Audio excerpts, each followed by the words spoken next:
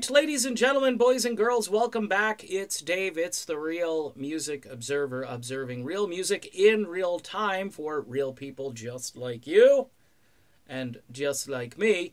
I talked about this Lindsey Buckingham pitchfork thing yesterday where he's answering these random questions about what might be overrated. One of the things that came up was drum solos as well. And, you know, we've had some complaints even from the current, contingency of Fleetwood Mac concert goers who have put aside the fact that Lindsey is no longer in the band, and they are there for the cultural experience, and hence, they are there for the hit songs. Now, Lindsey, in his infinite wisdom here, may understand that excessive drum solos, and he tended to think that drum solos were excessive and maybe unnecessary and needed to be kept rather brief, and I would probably agree with him. A drum solo, to me, is not like a guitar solo. A guitar just can do so many different things, musically speaking, whereas a drum, I think you're somewhat more limited. You can get certain drum tones and effects and so forth, but I think the human brain has a tendency to say enough when it comes to drums, whereas, there are exceptions to that. I mean, John Bonham, I think, broke some of those rules when he did drum solos. His drum solos were just kind of otherworldly, and he was just a different kind of drummer in a different time.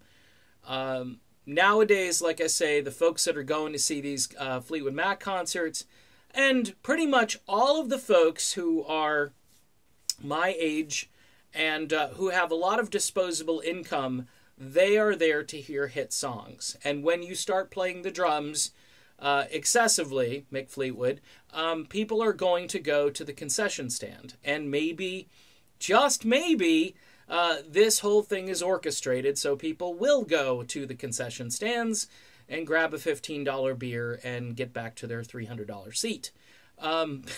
It's a lot of money. You walk to the seat, it's $300, and then $15 for the beer, and then back to the $300 seat, and maybe on the way back for the second time you grab a $40 concert t-shirt, very basic one at that.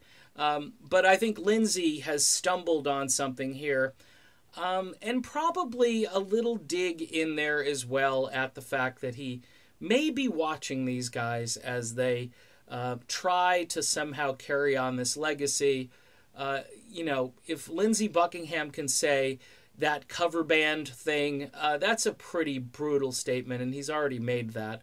And he's addressed drum solos. He's also addressed white powdery substances and people who've had difficulty giving up those white powdery substances.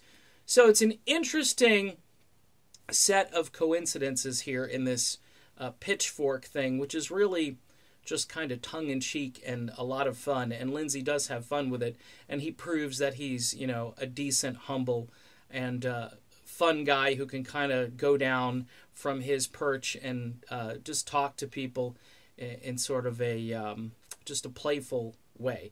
So there you go. Not sure if it was a dig at his former employer, but it would certainly kind of fit the bill, if you know what I'm saying. Okay, done. I'll be back with more. Stay tuned. There's better stuff coming.